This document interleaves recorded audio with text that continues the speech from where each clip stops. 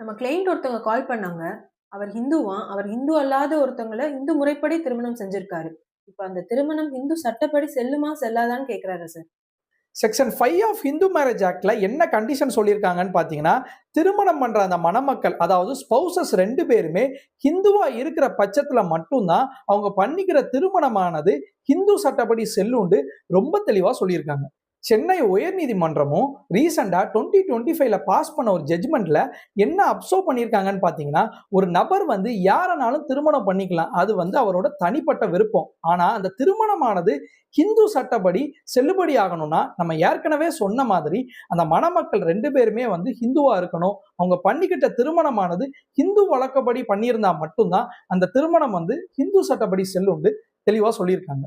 ஆனா நம்ம கிளையண்ட் நம்மட்ட கேள்வி கேட்ட மாதிரி மணமக்கள்ல யாராவது ஒரு நபர் வந்து ஹிந்து அல்லாம வேற மதத்தினரா இருந்தாங்கன்னா, அவங்க திருமணத்தை வந்து ஸ்பெஷல் மேரேஜ் ஆக்ட் கீழ ரிஜிஸ்ட்ரேஷன் பண்றது தான் கரெக்டான ப்ரொசீஜர்னும் இந்த ஜட்ஜ்மெண்ட்ல சொல்லியிருக்காங்க. இந்த வீடியோவோட எண்ட்ல அந்த ஜட்ஜ்மெண்ட்ஸ்க்கான டீடைல்ஸ் அட்டாச் பண்ணியிருக்கேன். மறக்காம கோ த்ரூ பண்ணி பாருங்க.